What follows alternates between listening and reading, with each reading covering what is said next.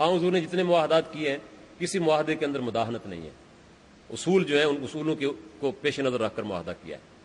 سازگار حالات نہیں ہوتے اور دشمن یہ چاہتا ہے کہ آپ مداحنت کر لیں، تو حضور کے ساتھ بھی یہ معاملہ ہوا، مکے میں بھی ہوا، بعد میں بھی یہ واقعات ہوتے رہے، بعد میں بھی حضور کے ساتھ اس طرح کی صورتحال پیش آتی رہی، لیکن حضور صلی اللہ علیہ وسلم نے کبھی اپنے اصولوں سے پیچھے ہٹ کر کوئی معاہدہ نہیں کیا، حالات کی سازگاری اپنے بنیادی عقائد سے ہٹ کر کبھی تلاش نہیں کی۔ ہم بھی معاہدات کرتے ہیں، آپ کے سوالات بھی اس کے اوپر ہوتے ہیں۔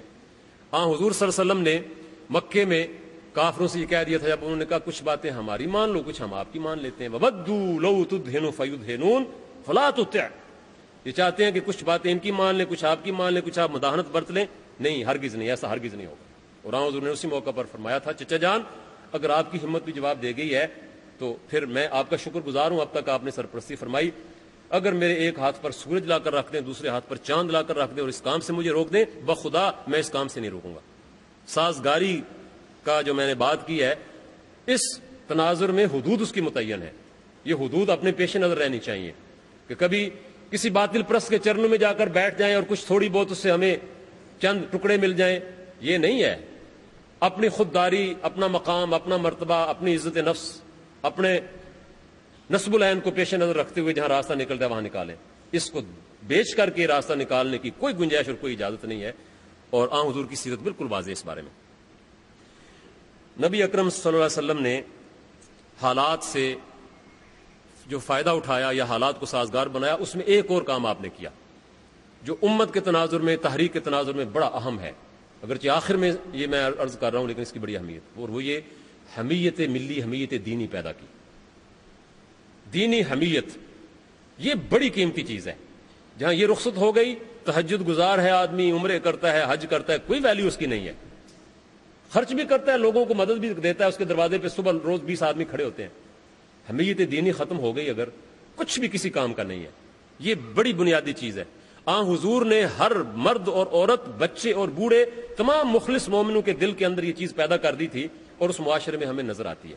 چھوٹے چھوٹے بچے بھی جانتے تھے ہم کیا ہیں، ہماری منزل کیا ہے، ہمارا نقطہ نظر کیا ہے، ہمارا دشمن کون ہے، دشمن کا مقابلہ کیسے کرنا ہے۔ آج کے ماحول میں اسی چیز کی کمی ہو گئی ہے، تحریک کے اندر بھی یہ بات پیدا کرنے کی ضرورت ہے، امت کے اندر بھی یہ بات پیدا کرنے کی ضرورت ہے۔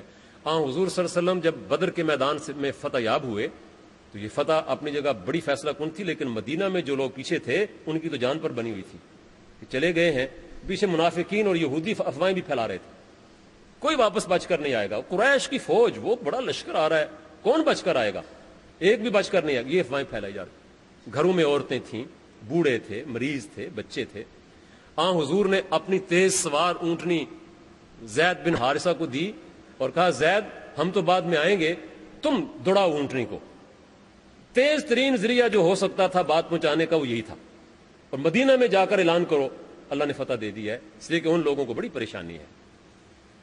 حضرت زید جب وہاں پر پہنچے تو پہلا آدمی جو ملا تو اس نے بتایا کہ حضور کی بیٹی رقیہ جو بیمار تھیں آپ کی رخصتی جانے کے وقت میں، جنگ کی طرف جانے کے وقت میں فوت ہو گئی ہیں، جنازہ ان کا ہو چکا ہے اور تدفین ہو رہی ہے، پیچھے ہی فوت ہو گئی۔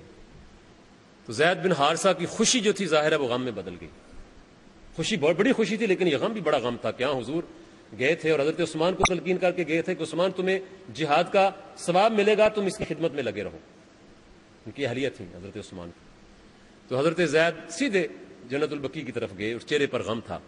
منافقین ظاہر ہے جنازوں میں شریک ہوتے تھے، آج بھی امت مسلمہ کے اندر کتنی تعداد ہے ان کی، اس زمانے میں تھی تو آج تو بہت ہی زیادہ ہے، ہمارے اوپر وہ مسلط ہیں، اس زمانے میں مسلط تو نہیں تھے۔ تو انہوں نے آپس میں کہا کہ یہ شکست کھا کر بھاگ آیا ہے اور نبی کوئی واپس نہیں آئے گا، اگر اس کو واپس آنا ہوتا تو اپنی اونٹنی پر آتا، اس کی اونٹنی لے اڑا ہے، جان بچا کے آ گیا ہے اور وہاں سب کو ختم کر دیا گیا ہے۔ یہ منافقین باتیں کر رہے تھے۔ اسامہ بن زید صرف اس وقت 9 سال کے تھے، 9 سال کی عمر کا ایک بچہ، اور انہوں نے سوچا کہ اس بچے کو کیا پتا ہے، آپس میں باتیں کر رہے تھے۔ اسامہ بن زید فوراً اپنے باپ کے پاس آئے اور اپنے باپ سے کہا کہ میں نے ایسی باتیں سنی ہیں، ابا جان کیا واقعی وہاں پر فتح ملی ہے یا نہیں؟ انہوں نے کہا بیٹے فتح ملی ہے۔ تو ابا جان خوشی آپ کے چہرے پر نہیں، وہ لوگ کہہ رہے ہیں خوشی اس کے چہرے پر نہیں۔ تو فرمایا کہ یہ کوئی خوشی کا موقع ہے کہ میں اس موقع پر خوشی کا اظہار کروں؟ قبر کی طرف اشارہ کر کے کہا فلاں فلاں یہ کہہ رہے تھے۔ انہوں نے کہا جھوٹ کہہ رہے ہیں، حضور ابھی پہنچا چاہتے ہیں۔ یہ دیکھیے حمیت بڑی قیمتی چیز ہے، قوموں کو کبھی سرنگو نہیں ہونے دیتی، تحریکوں کو کبھی مٹنے نہیں دیتی. حمیت جاہلیہ نہیں، حمیت اسلامیہ. حمیت جاہلیہ کا خاتمہ ہوگا تو حمیت اسلامیہ پیدا ہوگی. اور حمیت جاہلیہ کیا ہے؟ کہ ہمارے یہ قومیتوں کی تقسیم جو ہے یہ حمیت جاہلیہ، یہ ختم ہوگی تو یہ پیدا ہوگی. الحمدللہ تحریک نے یہ چیز پیدا کر دی ہے. اللہ کا شکر ہے ہمارے اندر اللہ کی تحریک اور اللہ کے نبی کی دعوت نے یہ چیز پیدا کی. یہ 9 سال کا بچہ منافقوں کی مجلس میں چلا گیا، کہا دیکھو میں نے تمہاری یہ بات سنی تھی، تم نے جو کچھ کہا تھا میں نے سن لیا تھا. حضور ابھی تشریف لائیں گے، تمہارے سب کے نام بتاؤں گا میں ان کو، تمہاری بات میں رپورٹ کروں گا کہ تم لوگوں نے یہ بات کہی تھی، تم اسلام کے دشمن ہو. انہوں نے کہا نہیں ہم نے تو کچھ نہیں کہا، ہم نے تو کچھ نہیں کہا. ایسے کئی مواقع ہوئے جب چھوٹے بچوں نے، ایک اور حضرت سعد بن عمیر کا بھی واقعہ آتا ہے، چھوٹے سے تھے، انہوں نے بھی منافقین کی باتیں سنی تھیں اور منافقین نے آ کر کہا یحلفون باللہ ما قالوا، انہوں نے آ کر کہا نہیں جی ہم نے تو کچھ نہیں کہا. اللہ نے کہا وَلَقَدْ قَالُوا كَلِمَةَ الْكُفْرِ، حالانکہ انہوں نے کفر کی باتیں کہی ہیں. تو سعد بن عمیر کو تو انہوں نے سنب کر دیا تھا کہ چھوٹا سا بچہ ہے جی حضور اس کو سمجھ ہی نہیں ہے. وہ اس بات پر مصر رہے کہ یا رسول اللہ میں نے ٹھیک سنا ہے. اور وہی جب آئی تو وہاں حضور نے بلایا سعد بن عمیر کو، چھوٹا 8 سال کا بچہ تھا. کان ان کے بڑے پیار سے گدگدائے اور فرمایا ان کانوں نے ٹھیک سنا تھا، ان کانوں نے ٹھیک سنا تھا. یہ حمیت ہے جو پیدا کی گئی تھی. اور خواتین کے اندر بھی ایسے واقعات ہیں، لیکن چونکہ وقت ختم ہو گیا میں اسی بات پر اکتفا کرتا ہوں. اب اس میں دعوت، تربیت، وسائل کی فراہمی، افراد کی تلاش، وسائل کو ٹھیک انداز میں استعمال کرنا، حالات کو سازگار بنانے کی کوشش، سازگار حالات کا فائدہ اٹھانا اور مداہنت کبھی نہ برتنا، اور حمیت اپنے اندر اسلام کی حمیت پیدا کرنا، یہ وہ نکات ہیں جو سیرت رسول کی روشنی میں ہمیں ملتے ہیں. اور اسی کی روشنی میں ہم اپنا کام کرتے رہیں گے تو انشاءاللہ العزیز راستے کھلیں گے. اللہ رب العالمین ہمارا حامی و ناصر ہو. وآخر دعوانا الحمدللہ رب العالمین.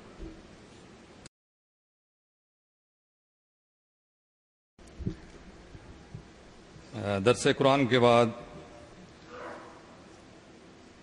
گفتگو کا موضوع ہے